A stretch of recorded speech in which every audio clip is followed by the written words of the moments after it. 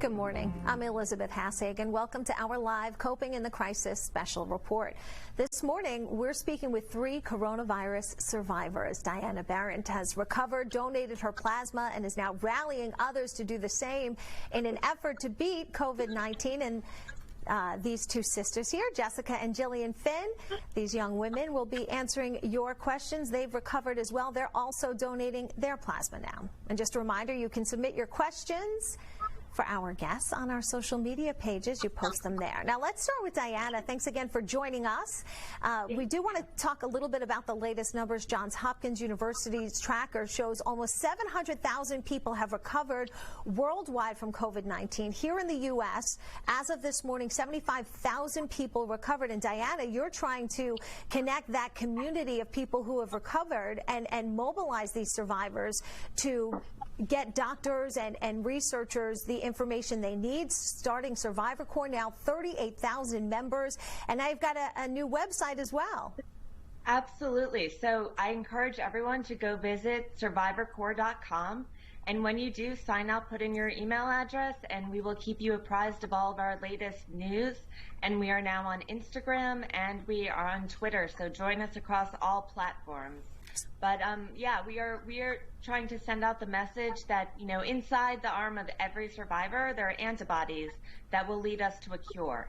And so if you were, you know, unlucky enough like me and Jessica and Jillian to get COVID, but lucky enough to now be on the other side, you can be part of the solution. You can be part of the cure.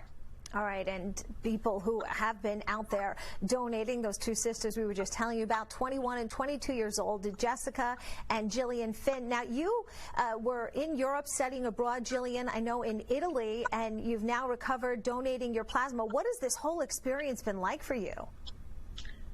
Yeah, so I was studying abroad in Florence, and it was just crazy. Like, everybody was suddenly being sent home, all our classes were canceled. And we ended up visiting a friend in Barcelona because everything was still running smoothly there, it seemed. But during the time we were there, everyone ended up getting sent home from Barcelona. And we came home, found out a lot of people that we were in contact with or were staying with were testing positive. So we ended up getting tested. And we were so lucky to have such mild symptoms that we didn't even think we would have it. But we ended up testing positive, and luckily now, it's just nice to look back that we were so lucky to, now that coming out on the other side, we're all healthy, we're all okay, but we can do something to try to help other people. So it's like, it gives us a lot of hope and looking at it in that kind of way. So what was it like to have it together? We're really close, so we kind of isolated together and went through it together. So when we found out we were positive, we were both a little nervous at first, unsure of what was going to happen, and just moved on through it together. Went to donate plasma together, and we're going to continue to do that. All right, Jessica and Jillian, Daryl is asking, can you describe what your first symptoms were? Yeah, so it was really different for both of us. Right, they were extremely mild. I really felt like I had just a cold or maybe some allergies. I had some congestion, and I had a runny nose, which I thought was weird because it's kind of the opposite of what they were saying symptoms would be like. Whereas Jillian had some body aches, but only for a couple of days. So the symptoms we had were very mild, but also very short-lived. Okay, Rachel wants to know, are you still being tested before you donate? So Jillian and Jessica, how does that work for you? So it is not being tested anymore that you have to be tested negative to donate, where we're going at least. We're just going, and you need to have been tested positive and proof of that, and then symptom-free for 14 days. Okay, Diana, let's talk about the connection, you know, Jillian and Jessica obviously being 2 of them, but connecting this community and then you being able to have people donate. What does that feel like for you to see, you know, all these people being able to go there and hopefully help save lives? I mean, it is so incredible. It's been one of these situations where if you build it, they will come, because there's such a natural instinct to want to help. And we have created essentially a one-stop shop for people to go to in order to find every route possible. So both Jessica and Jillian are donating plasma. In fact, we're going together, the three of us today, to the New York Blood Center to donate together. But each of us has also participated in other medical and scientific studies, trials, giving our blood to scientific research. So it's also, any effort to get to a cure. So it's incredible to see young people, taking that call to action and really being a model for their generation to be able to give back, because they're lucky enough to have not suffered the worst of the symptoms, but have the benefit of being able to use the antibodies to help save lives. Sure. I do want to point out that the requirements to donate do differ from place to place. So I did need a negative test before, a negative diagnostic test before I was able to donate. And I know on your website you have a way that people can hook up with the centers in their area. So if they're in New Jersey, Connecticut, Delaware even, I saw on your website. Actually nationwide, which is really the incredible part. So we have partnered with both the New York Blood Center, various other blood centers around the country, as well as the American Association of Blood Banks. And so when you go to survivorcorps.com and click on Get Involved, you will see one of the buttons is Power Through the American Association of Blood Banks, and you can click on it and put in your zip code and find the facility within X number of miles of where you live to find the nearest facility that's collecting convalescent plasma, because we wanted to make sure that this had a nationwide reach, and also people who live in more medically underserved areas have the same opportunities as us who live near, dozens of world-class research institutes. Okay. Jillian, Mike is asking, he says he has the virus and has been in quarantine for 5 days with an on and off fever. How long did it take for you to start feeling better from your symptoms? So I was really lucky. Actually, I had a sore throat and my body was pretty achy, but it was about 3 days only. So he's been feeling symptoms longer than I ever was, honestly. And by the time I was tested positive, I didn't really even have symptoms anymore. So it seems that the symptoms and the length of it really varies from person to person. Okay, Diana wants to know, are you able to go out in public without a mask now? And have they told you if you can catch the virus again? So Jillian, what do you say?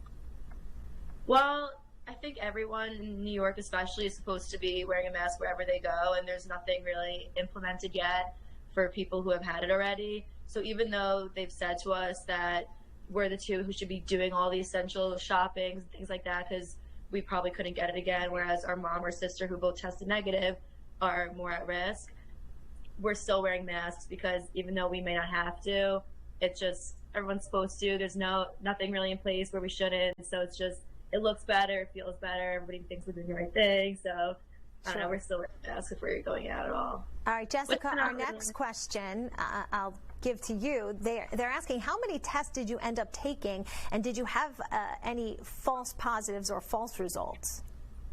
So we got tested one time, and that one time it came back positive, and that's all we ever had. And then you didn't need to get a negative test in order to donate blood? We did not where we went, no. Okay, great. Can you talk to us a little bit about the experience that you had with testing? So I had a very difficult time getting the test. Originally, I had more profound symptoms, definitely, than Jessica and Jillian did, although I still consider myself in the very lucky category. But I had, 102 fever and a respiratory infection and a myriad of other symptoms that lasted for, about a week, I would say, and then started to dissipate.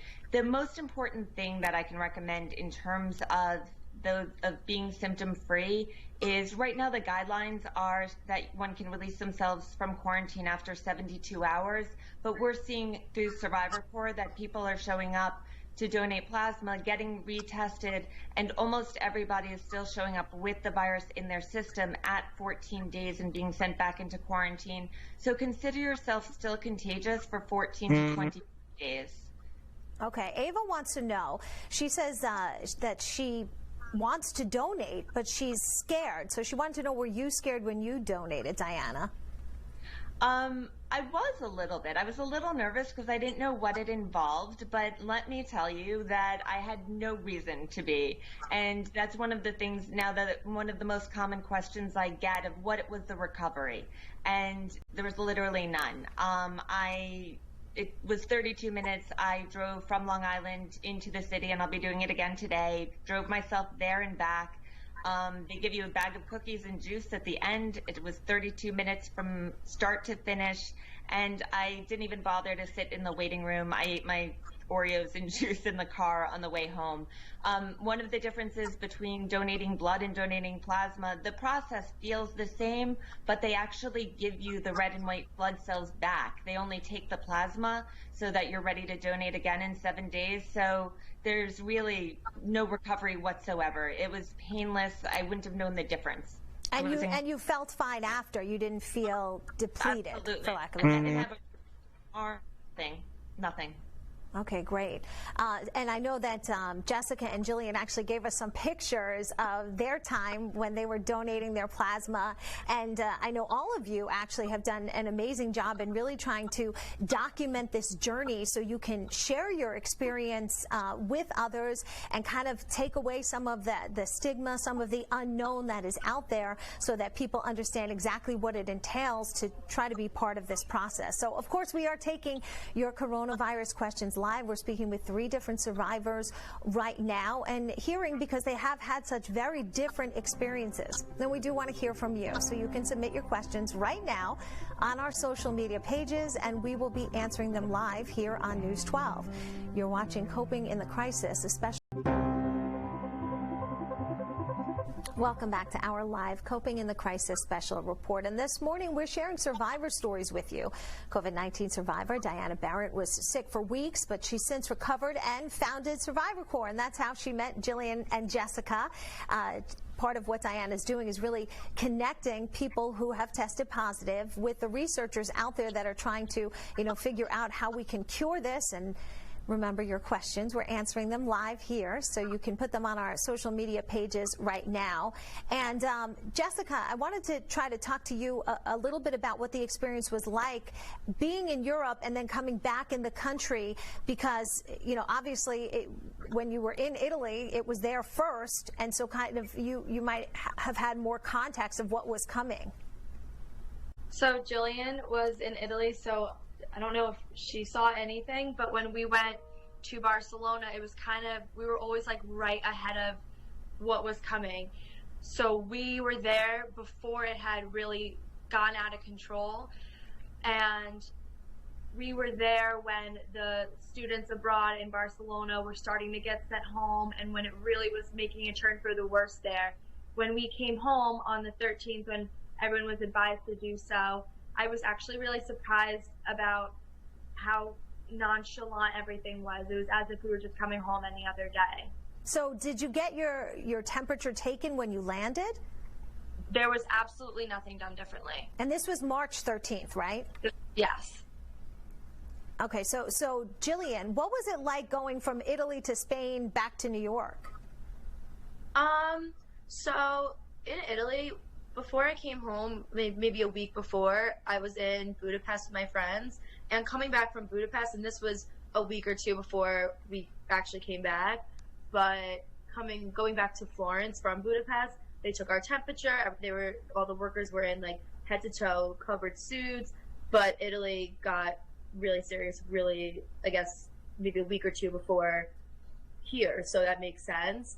And then it had seemed like just days after us flying back to New York, that's when things were getting crazy. We were seeing on the news and on Facebook that like people were waiting for hours, and I honestly don't even know if they ever started taking temperatures here. I'm not really sure about that, but for us personally, it wasn't anything crazy. It was all normal. We came back. We tried to distance ourselves from our mom and our sister. We stayed in our rooms for the most part, but then once we got a positive test, that's when we really tried to stay away from them. Okay.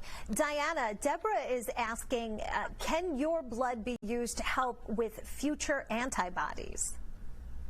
Yes, absolutely.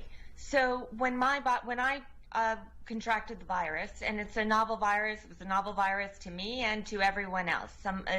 a virus that my body or none of our bodies have ever seen before. But my body reacted in the way that it was supposed to and built antibodies to fight it off. And so when I donate plasma, and when Jillian and Jessica and I do it together this afternoon, they will extract the plasma so that they can take the antibodies from our plasma and give it to patients who need it, who were not able to develop their own antibodies. Right now it's being used mostly at end of life on a compassionate care basis, but it really looks like the most promise will be using it much earlier in the virus cycle. So for people who just got sick, or perhaps for frontline workers, giving them a boost of antibodies before they're exposed to the virus so that they don't get sick. And those trials are underway right now. One thing I do want to mention, though, is that Survivor Corps is not just for survivors. It is open to everybody, because a lot of these trials are looking for people who are actively sick. So there are a myriad of ways that you can contribute. You don't have to be, yes, to donate plasma, but there are other studies that you can be involved in and be part of the cure much earlier on. Okay, Jillian, Mike wants to know, did you get the virus before the government guidelines? So I think it's just that timetable. You were back by March 13th. That was before all those protocols were really put in place, right?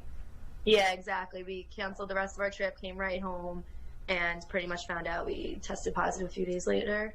Okay, and Lucy wants to know, did you get a nose swab test, and was it painful or uncomfortable?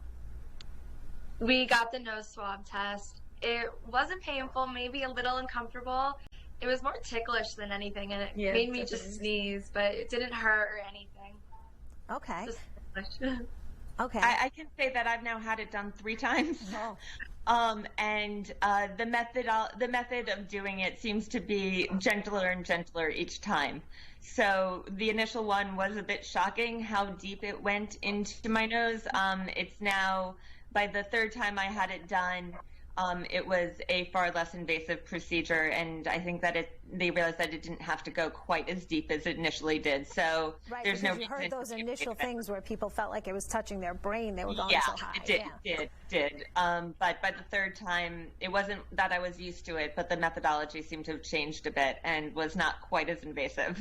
Okay, quickly, Monica wants to know, how did you find out that you were free from COVID for the first time? Is that for me? Yes. So until the only way to know that you're not contagious is to have, in conjunction, you need to have a negative diagnostic test to know that you no longer have the virus in your system, and you also need to have a test that's positive for the antibodies. So, and I want to make a distinction on that. There's a lot of talk about these antibody tests that are going to be rolled out that you can do in your home with the fingertip prick and all of that. But you want to be careful about what kind of antibody test you are getting, because you don't want the kind that is just like a simple home pregnancy test that gives you a plus or minus. That doesn't give you very much information. You can have antibodies in your system while still being fully contagious. So you need an antibody test that gives you the exact concentration level of your antibodies. Okay, great. And we're going to continue this conversation. We're still taking your questions, and we're going to have more from these COVID survivors. You can submit your questions now.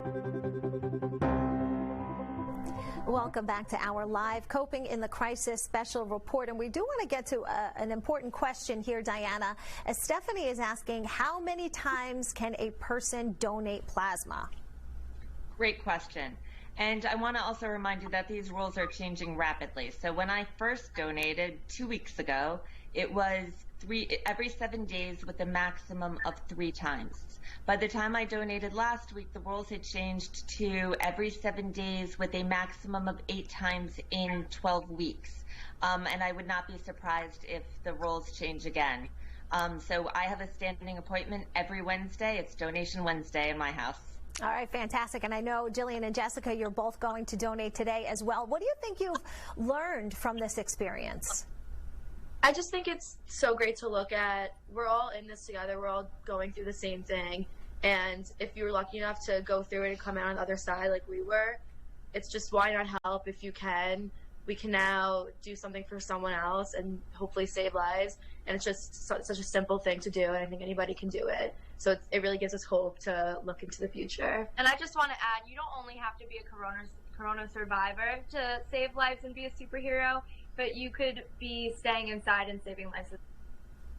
I love that. Absolutely. Absolutely. Absolutely. So Diana, thank you so much for all that you're doing and for joining us again. And Jillian and Jessica, it was so nice to meet you, and we appreciate you sharing your story and what you've gone through this experience. And we thank all of you for your questions today. I'm Elizabeth Hashagen.